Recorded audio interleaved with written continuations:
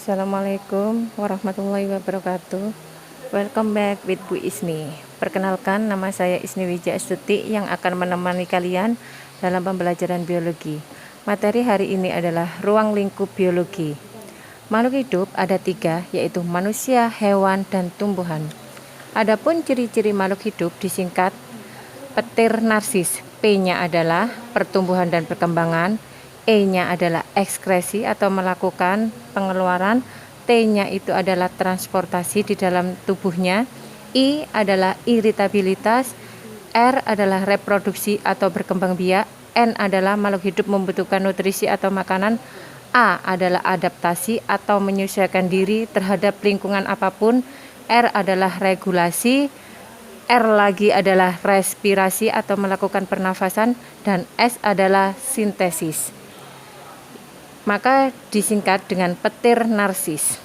Ciri-ciri biologi sebagai sains ada 5. 1. Memiliki objek kajian berupa benda konkret. 2. Berdasarkan pengalaman empiris, yaitu pengalaman nyata yang dapat dilakukan oleh setiap orang.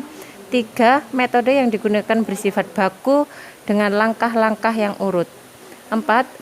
Menggunakan cara berpikir logis, yaitu cara berpikir yang menggunakan logika, objektif, dan disiplin. 5 adalah teori yang dihasilkan berlaku universal atau umum. Cabang-cabang biologi sangat banyak sekali. Di layar kalian ini hanya sebagian saja. Contohnya seperti di papan kalian ini adalah anatomi, adalah ilmu yang mempelajari struktur dalam makhluk hidup. Kemudian ada bakteriologi, adalah ilmu yang mempelajari tentang semua jenis bakteri. Bioteknologi adalah ilmu yang mempelajari teknologi dengan memanfaatkan makhluk hidup.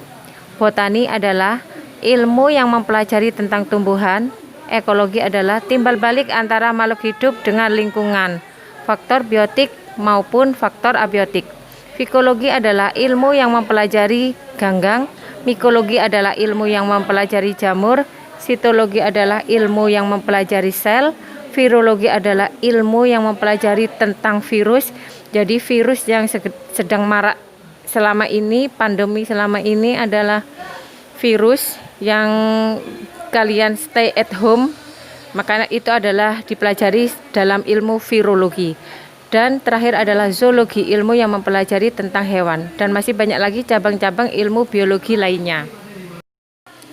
Tingkatan organisasi kehidupan dari yang terkecil sampai ke yang terbesar atau kompleks. Yang pertama adalah molekul, kemudian sel, diteruskan oleh jaringan, lebih besar lagi organ, kemudian sistem organ, individu, populasi, komunitas, ekosistem, bioma, dan terakhir adalah biosfer.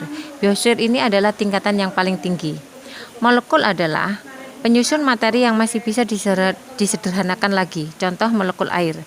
Kemudian setelah molekul lebih besar lagi namanya adalah sel. Sel adalah satuan unit terkecil penyusun makhluk hidup. Contohnya adalah sel darah merah atau eritrosit. Kumpulan dari beberapa sel yaitu membentuk jaringan. Setelah jaringan membentuk organ, setelah organ membentuk sistem organ, setelah sistem organ akan membentuk individu, di mana individu pengertiannya adalah makhluk hidup tunggal yang bisa berdiri sendiri. Kumpulan dari individu maka akan membentuk populasi, setelah populasi adalah komunitas, setelah komunitas adalah ekosistem, kemudian setelah ekosistem adalah bioma, yang terakhir adalah biosfer. Biosfer tingkatan organisasi paling kompleks yaitu meliputi seluruh lapisan kulit bumi. Oke guys, sudah jelaskan materi hari ini, kita jumpa lagi dalam pembelajaran lainnya. Wassalamualaikum warahmatullahi wabarakatuh.